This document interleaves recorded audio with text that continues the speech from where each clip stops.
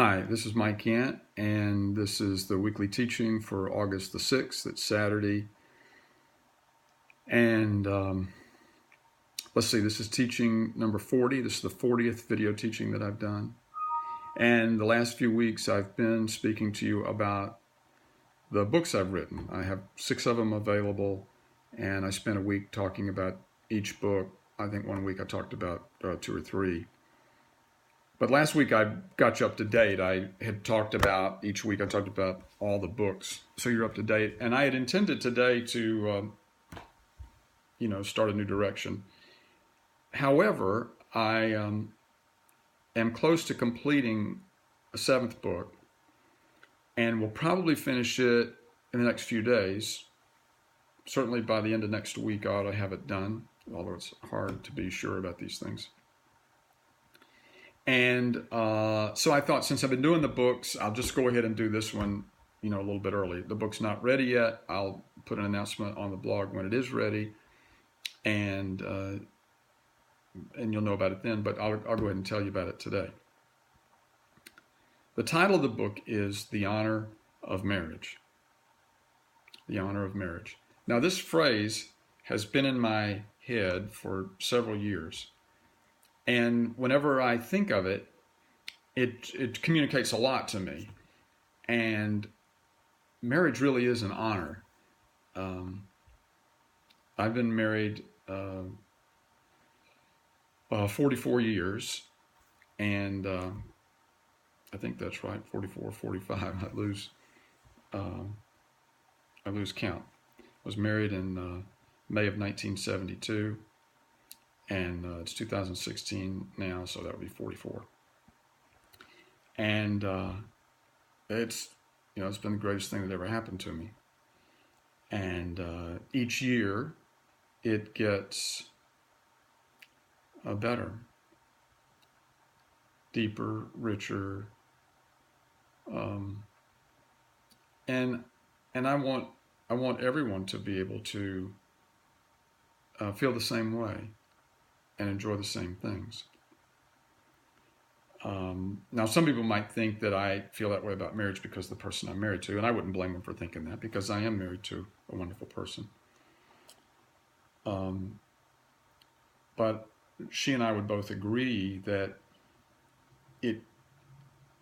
what we enjoy in each other is in great part because of what God designed marriage to be, and because over the years we've learned to honor His design, and the more we've honored it, the more He has blessed us through it. Because marriage is every bit as much a creation of God as you are, or I am. And by the way, if I repeat myself during this video, I apologize, but I've already did it one time, and the alarm went off on my phone, and I didn't realize it had gone off. So I'm having to do the whole thing over again. I don't know how far I got, and I knew I hadn't finished it. So, at any rate, I'm not sure now when I think if I've said something. I can't remember if I said it then or I said it in this one. So, forgive me if I do that. So I wrote it because I want people to be able to have the same joy that I do. And toward that end, I wrote it so that to help explain the design of marriage as I've learned it from the scriptures and from trying to obey the scriptures with other people, and several other reasons too. Let me read you the table of contents, and maybe that will give you some sense of what is in it. So chapter 1, the design of marriage. Chapter 2, the design of family. Chapter 3, the well-being of children. 4, the well-being of society. 5, beginning to honor marriage. 6, exceptions and impairments to marriage. 7, violations of marriage. 8, Old Testament standards for marriage. 9, New Testament standards for marriage. 10, Satan's motives versus human motives regarding marriage. 11, a new attack on marriage. 12, the war on marriage rages. And I've completed that much. There's 16 chapters in all, so I've completed 12 of them. I'm in the middle of chapter 13 now. The last 3 chapters are all about defending marriage. The one I'm working on now is defending marriage through public policy. Then it'll be defending marriage through example, and then defending marriage through teaching your children. And then the very last chapter is the summary. So that's kind of an overview of the book. Another reason I wrote it is that a lot of people today want to get family right. I mean, family's a big focus. In fact, there's an organization called Focus on the Family. James Dobson was a psychiatrist who taught about how to raise children. He wrote a book, Dare to Discipline, which I think was a bestseller. He wrote a number of other books on disciplining children. And he called his ministry Focus on the Family. And that's a good place to focus. Family is extremely important. But what I've learned over the years, through trial and error, and especially through trial and error with what the Scripture is saying, trying to learn what it says and to listen to the Lord speak through it, is that marriage is the central part of family. And if you want to get family right, you have to get marriage right. And if you don't get marriage right, you cannot get family right. Marriage is like the nucleus of an atom. Marriage is at the center, and the electrons orbit around it, like children orbit around their parents. And if you want to build an atomic bomb, you split the atom, and you split the atom by splitting the nucleus of the atom. So if Satan wants to destroy the world, what does he do? He attacks the family, and specifically he attacks the marriage. If you want to get at all the children, and certainly Satan wants to get at all the children, you go after the parents. You divide them. If you can divide them or destabilize them, then you destabilized everybody in that family unit. And of course, that's where we are right now. The sexual revolution, from a human standpoint, is all about pleasure seeking and justifying the pleasure seeking. But from Satan's standpoint, it's all about destroying the world, and you destroy the world one family at a time, and you destroy the world one family at a time by destroying one marriage at a time. So that's another reason that I wrote it. Yet another is that you remember when God said it's not good for man to be alone? And he then created Eve.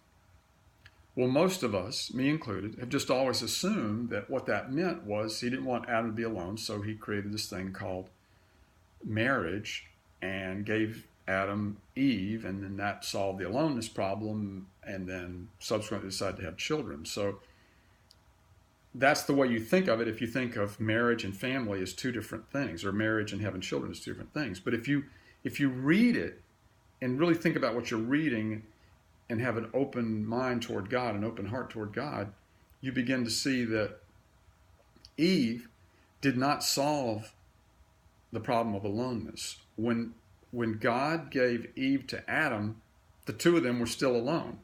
He was saying it's not good to man to be alone, meaning it's not good for the human race to be constituted of one man. When he took Eve from Adam's side and created her, now you got male and female, but you still just have two people. You still have one generation. It's only when they come together and create new life that the aloneness problem is solved. So when God sees Adam and says it's not good for him to be alone, he was saying it's not good for him not to reproduce. It's not good for him to not be a creator himself, like me. Adam was made in the image of God. God's a creator. Adam needed to be a creator to do it. And to do that, he needed a helper because he couldn't do it by himself. That's why Eve was called a helper, because what she was going to help him with was not being alone. And how did she help him? She helped him by being created and the two of them coming together, and then they had children. So when you see that, you begin to recognize, and I go into more detail in the book, but you begin to recognize that marriage and family, marriage and having children, are not two different decisions. They're the same decision. Then in God's eyes, it's exactly the same decision.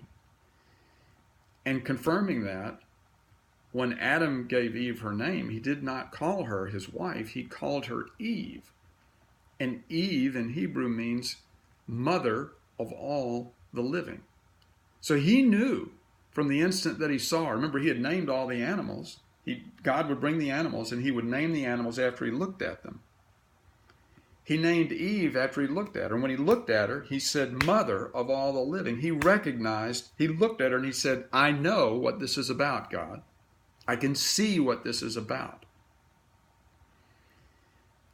You have taken from me, and see, in heaven, there are no male and female. Angels aren't male or female. God's not male or female. This is something just for the earth, and it's created for the purpose of reproduction. That's why God took the female from the male. And then subsequently, all the males and females come from the female. I mean, it's a wondrous thing. It's just amazing how it all fits.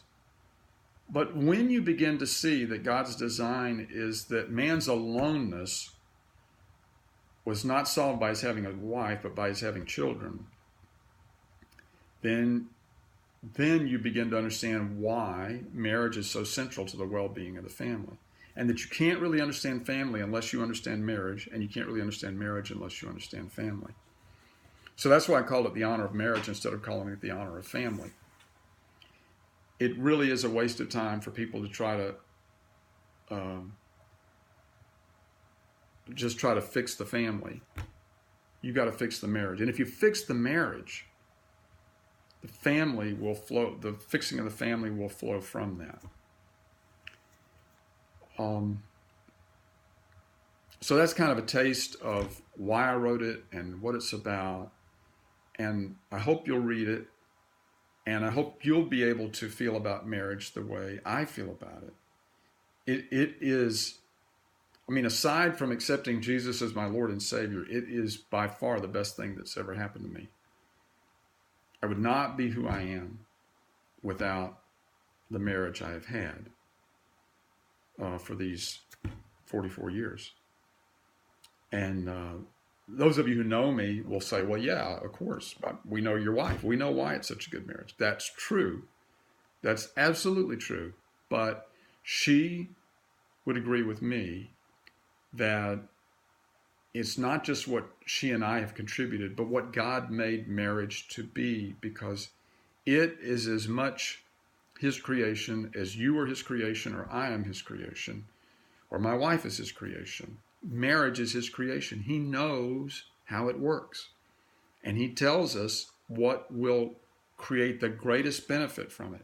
And I have benefited so much from learning from my mistakes, as well as learning from his commandments, and to the degree that I've been able to obey them, to the degree that I've been faithful to him in what he's taught me. It's just amazing. And if you can get the family right, you can get the whole world right. Because the whole world is just an aggregation of the nations of the world, and each nation is just an aggregation of the families that are in that nation. And therefore, if you can get the family right, you can get everything right. But the only way to get the family right is to get the marriage right. So if more people would work on their marriage, they would just find it so rewarding. And that's even if you have a good marriage. If you have a bad marriage, if you work on it, you can make it good. If you have a good marriage and you work on it, you can make it better. And it's so important. And it's such an honor. It is such an honor to be married, because marriage is a wondrous thing, a truly wondrous thing. And we need to have the scales of our eyes removed and be able to appreciate the wonder that God has created in his creation of a marriage. So thank you for watching and listening today. And I hope the book will achieve for you all the hopes I have for those who read it. God bless you.